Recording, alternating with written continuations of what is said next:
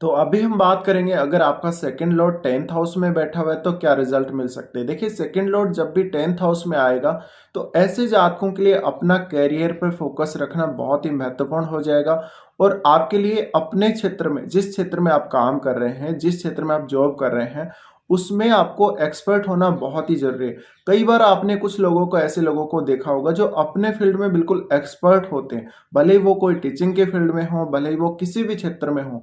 तो वहाँ पे आपकी जो पहचान बनती है अपने फैमिली में, अपने समाज में जो पहचान बनती है वो भी, और आपको जो एक पद मिला हुआ होता है उस पद की जो गरिमा होती है, उस पद में जो आपको जो अथॉरिटी मिली होती है, जो आपके पास पावर होती है, उससे आपका नाम होता है। तो ये स्थिति आपको काफ़ी ज़्यादा फेमस भी बना सकती है। एक स्पेसिफिक जो फील्ड है आपका, उसमें आपको ये पॉपुलर बना सकती है, आपको ये अपने फील्ड में काफ़ी एक्सपर्ट बना सकती है, और इसी से आपको ज़्यादातर पैसा आएगा। इसके अलावा ऐसा जो प्लेसमेंट होता है उसमें कभी-कभी करप्शन के बहुत ज़्यादा चांसेस होते हैं। तो अगर आप करप्शन को अवॉइड करते हैं ऐसी प्लेसमेंट पे तो अच्छी बात है। अदरवाइज़ कई बार ऐसा भी देखा गया है कि यहाँ पे बहुत ज़्यादा मेलेफिक इफ़ेक्ट होने से जातक करप्शन जैसी जो स्थितियाँ उनमें फँस जाता है, और वो काफ़ी ज़्यादा अपनी इमेज को ख़राब भी कर लेता है, और उसको जो कुछ भी पैसा मिला हुआ होता है वो उसका जो पैसा है वो डिपार्टमेंट जमा कर लेता है, यानी वो गवर्नमेंट के पास चला जाता है। तो यहाँ पे आप करप्शन से दूर रहें जब भी ऐसी प्लेसमेंट हो, और आप अपने सब्जेक्ट, जिस सब्जेक्ट के आप टीचर हैं या जिस भी फील्ड में आप काम कर रहे हैं, उस फील्ड के काफ़ी ज़्यादा एक्सपर्ट बनने की कोशिश करेंगे तो ज़्यादा अच्छा रहेगा। इसी प्रकार से जब सेकंड लॉर्ड 10th हाउस में चला जाता है तो जातक को एक चाह होती है कि वो ज़्यादा से ज़्यादा जॉब करे, वो ज़्यादा जॉब पे फोकस करे, करियर पर वो फोकस करे। तो ऐसे केस में आपको ये समझना बहुत ही ज़्यादा ज़रूरी है कि अब जब सेकंड लॉर्ड 10th हाउस में आ गया है तो आपको जो ज़्यादातर पैसा आएगा अपनी सैलरी से आएगा, अपने प्रोफेशन से आएगा, अपने ऑफिस वर्क से आएगा। तो ऐसे जातक कई बार ऑफिशियल जो काम होते हैं, ऑफिस में बैठ के जो भी काम होते हैं, चाहे मैनेजमेंट का काम हो, चाहे और भी कोई काम हो, तो ऐसे कामों को करने में ये काफ़ी ज़्यादा सक्षम होते हैं, और इनमें एबिलिटी बहुत ज़्यादा हो सकती है किसी भी काम को करने की। और ज़्यादातर ऐसे लोग फेमस होते हैं, अब भले ही वो अपने सब्जेक्ट में काफ़ी ज़्यादा एक्सपर्ट हों या कोई भी फील्ड में वो एक्सपर्ट हों। इसके अलावा ऐसे जातकों को ज़्यादातर हाई पोस्ट मिली हुई होती है, सरकार से भी इनको काफ़ी ज़्यादा लाभ होता है। अमूमन ऐसे लोग ज़्यादातर सरकारी पदों पर भी आपको देखने को मिल जाएंगे।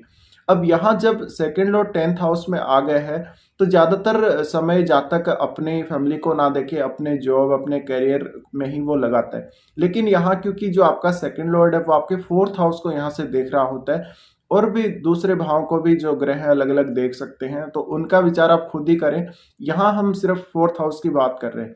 तो जब 10th हाउस में सेकंड लॉर्ड बैठेगा, 4th हाउस को भी देखेगा, तो अगर वो ग्रह काफ़ी ज़्यादा शुभ है तो आप फिर अपने परिवार का और अपने परिवार के सदस्यों का उतना ही ज़्यादा ध्यान रखेंगे, और एक अच्छा बैलेंस आप क्रिएट करेंगे अपने प्रोफेशन में और अपनी जो डोमेस्टिक लाइफ है उसमें।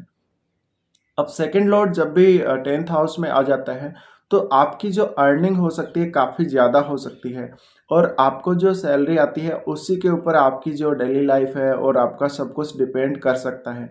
और आपने जो भी इनकम प्राप्त करी है वो इनकम, उस इनकम से ही आपके पास जो भी संपत्ति बनी है, अचल या अचल संपत्ति, जिस भी प्रकार की आपके पास संपत्ति है वो सारी आपने उसी से परचेज करी होगी, उसी से आपने क्रिएट करी होगी, ऐसे चांसेस बन जाते हैं।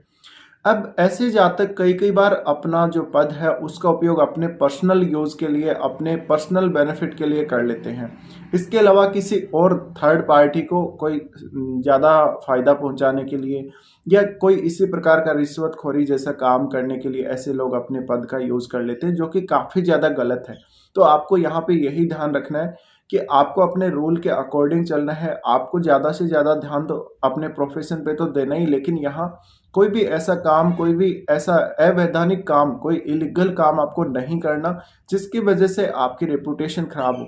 तो ज़्यादातर ऐसे जातक अपनी फैमिली में भी काफ़ी मान सम्मान पाते हैं, और इन जातकों के पास अपना काम करते हुए जिस भी पोस्ट पे ये होते हैं वहाँ पे इनके पास पावर काफ़ी ज़्यादा होती है, इनके पास काफ़ी सारी शक्तियाँ होती हैं, और ये ज़्यादातर मैनेजमेंट और बहुत ज़्यादा हाई पोस्ट पे ही देखे गए। तो जब भी सेकंड लॉर्ड 10th हाउस में चला जाएगा, अगर सेकंड लॉर्ड वहाँ जाके पीड़ित हो जाता है या बहुत अच्छी प्लेसमेंट वहाँ नहीं बनती सेकंड लॉर्ड की, तो फिर आपको जो जॉब मिलेगी वो उतनी ज़्यादा अच्छी नहीं होगी। कभी-कभी करियर के मामले में काफ़ी ज़्यादा प्रॉब्लम्स आप लोगों को आएँगी। अब ऐसा नहीं है कि सेकंड लॉर्ड 10th हाउस में चला गया तो आपको हमेशा उच्च पद ही मिलेगा। तो डिफरेंट जो लगन है, अलग-अलग लगनों के हिसाब से प्लेसमेंट सबकी अलग-अलग होगी, प्लैनेट अलग-अलग होंगे और 10th हाउस में जो राशि आएगी वो भी डिफरेंट होगी। तो इस हिसाब से सबके जो रिजल्ट हैं अलग-अलग हो सकते हैं। आप अपने चार्ट के हिसाब से विचार कर सकते हैं।